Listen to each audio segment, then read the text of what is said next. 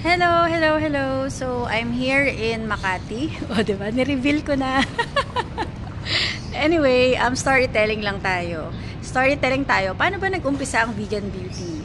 Alright. So, I started muna as sa Natura Organics. Natura Organics is a retail brand, no? Na nag-venture na rin into manufacturing. I started as user because of Fernie. Kasi before I was in a cosmetics industry, pero chemical base. And one time, si Fernie, nung 4 years old siya, ginamit niya yung lipstick ko. And it turned out na nag-chop yung lips niya. So, I started looking for a organic lipstick wherein for the safety ng anak ko, no? Kasi ganun yung mga bata, 'di ba? Lalo na mga 3 years old, 4 years old. Kung ano yung ginagawa natin, yun yung gagawin nila. So I started as user, then eventually sinumulan ko rin yung Simplicile by selling gowns. So shout out kay Ate Cherry ng Cherry Gown Shop, no? So we started to shoot her creations and then sell it online. But unfortunately, kahit isang gown, wala kaming nabenta. So, failed yung business. Pero, ang dami kong natutunan. No? And then, I went to Taytay Market. I started a clothing line business. It's a Simplicile business. A clothing line. Pero, not good din kasi it's really hard to shoot. Alam mo yon, yung bibili ka lang ng 6 pieces tapos isushoot mo siya ng matagal tapos magkano lang yung turnout, 'di ba? Magkano lang tapos yung tao kasi laging naghahanap ng bagong damit, bagong style, ganyan. So ang hirap din niyang i-shoot kasi I need bigger space, tapos we need to go to malls para mag-shoot, yung ganyan. And nagkaroon na rin ng mga work yung mga pamangkin ko, so hindi ko na rin sila mastorbo. So pinaubos lang yung damit, sinale ng bonggang-bonggang sale na paubos sale or sobrang palugi sale. Then I stopped the clothing line. Then I realized why not resell Natura Organics kasi it's ano it's easy to shoot, it's easy to sell also. And good thing kasi sa cosmetics and skincare, you are not looking for new one if you are fit to that item. So halimbawa, yung hiyang, yung ganyan, 'di ba? And pag yung color ng lipstick very very bagay sa iyo, very rare na para maghanap ka pa ng panibagong color, or siguro mag-experiment ka pa rin, pero more or less mag-stick ka na dun sa color na yon. And yun, naging okay siya, naging successful, I can say. And then I started to have my own reseller na rin. So I became a distributor. So ang ginawa ko sa reselling ko is parang consignment to several people. So meron ako mga friends na binigyan ko ng worth 1,000 na products, and once na nabenta nila yon, they can have another set or mas higher credit line. So ginaya ko siya dun sa previous company ko. Pero this time, very online lang, and walang masyadong rules or walang masyadong restrictions or internal controls. Naging okay naman siya. No, though I cannot say na fully successful yon kasi nga, since consignment siya, hindi masyadong, alam mo yung ang hirap maningil, 'di ba? It's still utang, so ang hirap maningil. And then naisip ko, why not have my own stores ng Natura Organics? I had 8 stores. So Natura Organics in Glorieta 3, Ayala Mall Vertis, Ayala Mall Feliz, in Pampanga, and so many more. Pero syempre naisip ko rin na can I sustain the operations, the rent, the expenses? Of course, hindi ko kaya yon. So, ang ginawa ko, ginamit ko pa rin yung natutunan ko dun sa previous company that I worked for almost 12 years. So, ano kasi yun mayroong mga business partner, and fortunately, one of my role in that previous company is business partner relations officer. So, lahat yun nagamit ko. Even the financial analysis sa business development ng company na pinanggalingan ko, nagamit ko din yun.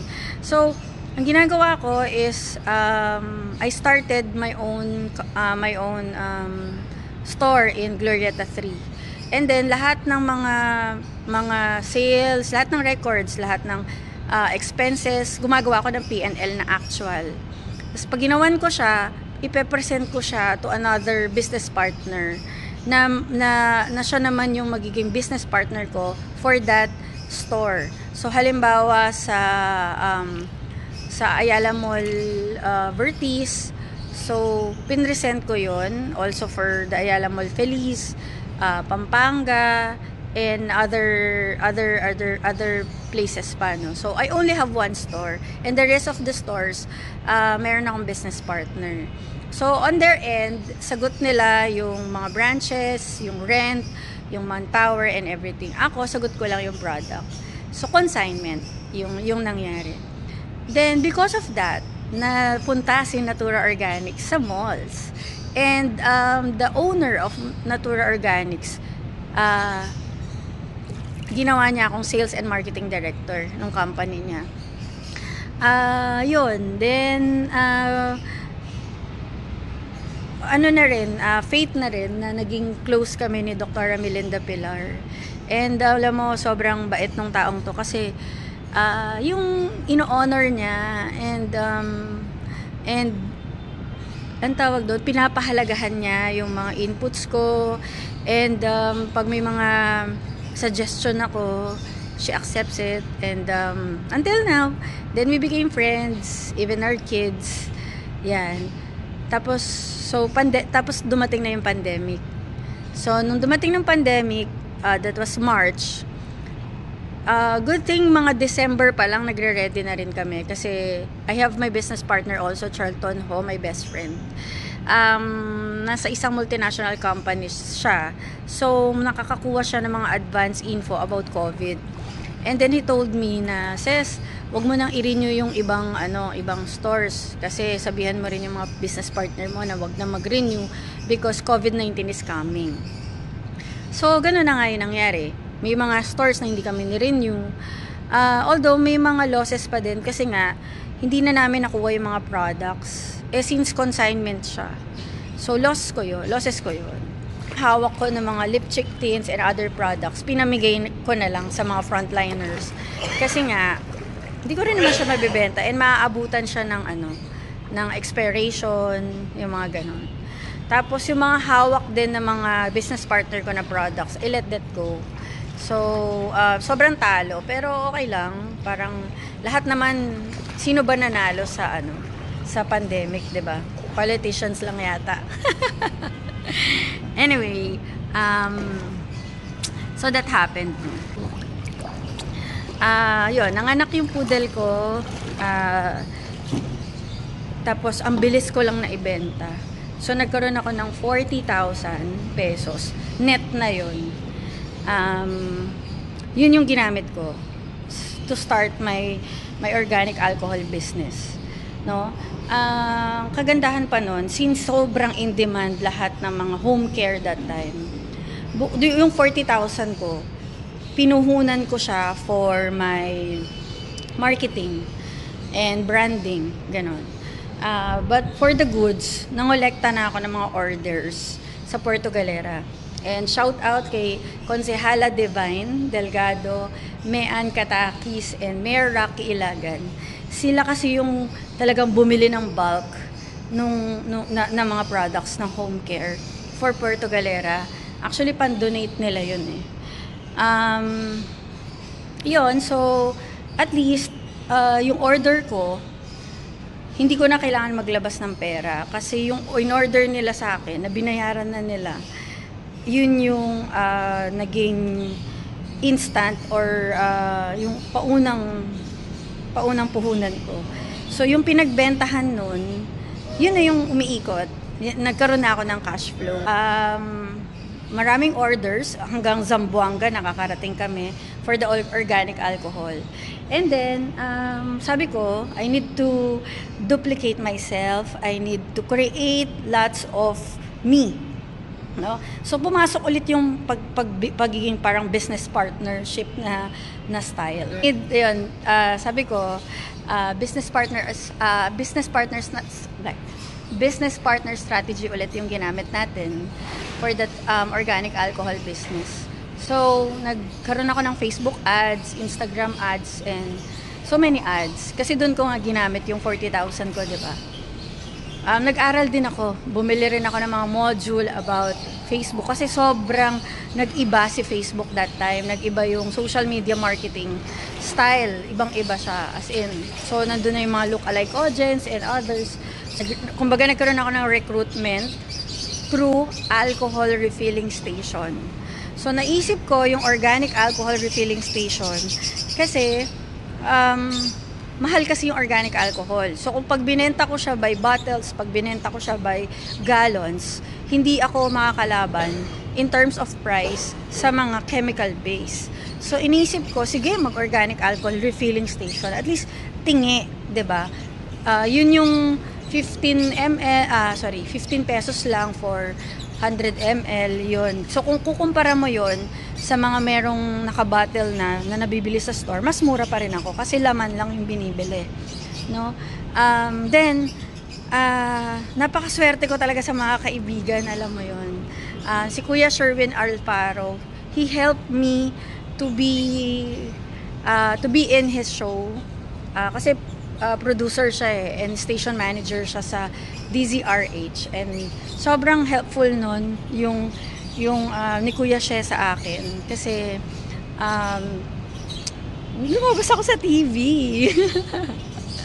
So, and DZRH, alam naman natin, sobrang tiwala yung mga tao dun sa station na yon.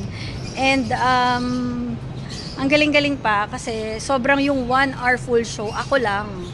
Tapos, yung time slot, 12 noon ng Sabado. So, yung time slot na yon sobrang peak yon. And then, dumami yung inquiries, dumami yung mga business partner.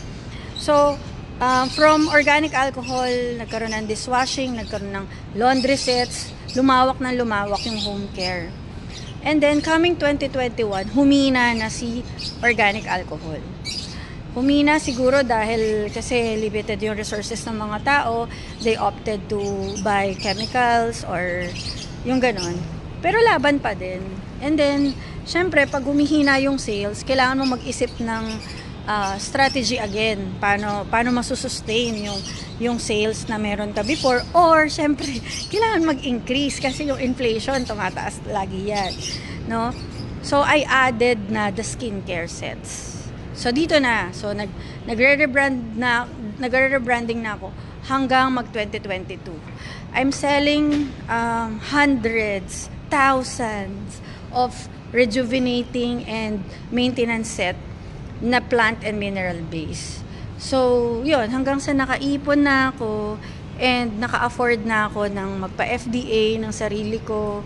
Naka-afford na ako na mag-hire ng mga tao to work for me, to have my team. Nag-invest talaga ako sa mga tao. Alam nyo, yun talaga yung secret ng isang negosyo. You invest with people. Naiyak ako. You invest. Mag-i-invest ka talaga sa tao. I think, yun talaga yun. It's not their salary. It's more on, mag-i-invest ka sa tao financially, and mag-i-invest ka rin sa tao sa tiwala. Mag-i-invest ka sa tao na you trust these people, na these people will sama-sama kayong aangat. Yun talaga. Tao talaga. kahit marami ng AI na nauso, kahit AI, marami ng AI or marami ng mga apps, marami ng mga technology, still you need people, you need your team, no? Yung team talaga. Shout out sa mga team ko. Number 1 kay Ming.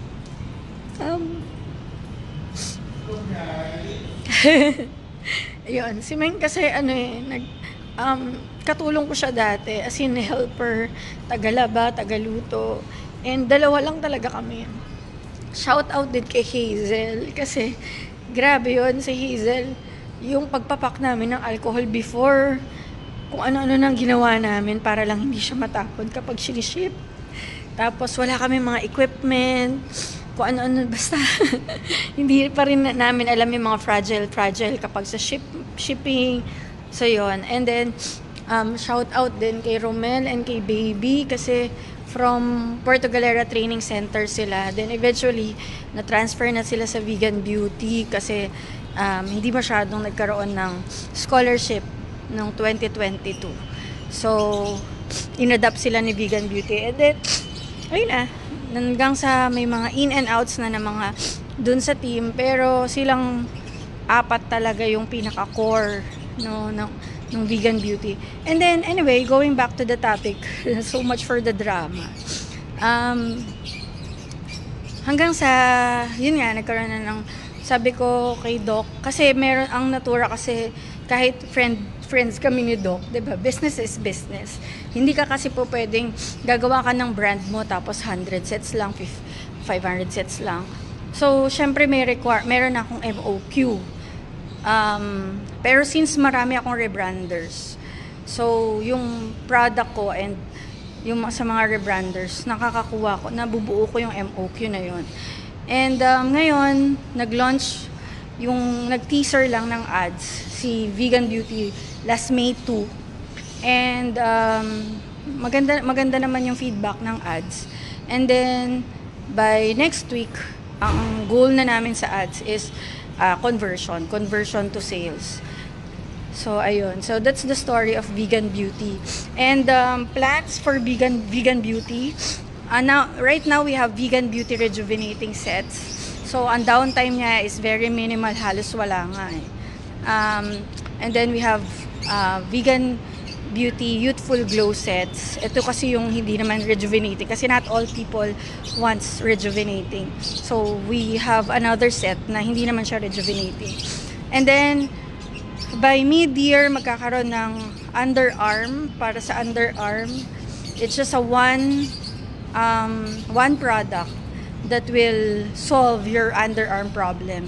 May it be yung pawisin or mabilis tumubo yung buhok, kaya niyang pabagalin, kaya niyang panipisin yung buhok sa underarm, kaya niyang alisin yung chicken skin, kaya niyang paputiin palighten yung buhok sa underarm. And of course, yung underarm, teka lang, nangangamot. Pinakita yung underarm. So, ayun. So, that's what I use for almost 5 years. No? That serum, that underarm serum. And then, may lalabas din na bleaching cream. So, para maputi yung buong katawan. Kasi pagkatas ng summer, so, best time na magpaputi. Bleaching cream na ginagamit sa gabi. And, body serum na may SPF 58 na instant white din. So, yun yung mga bagong products na lalabas sa Vegan Beauty. Tapos, we will have our own store.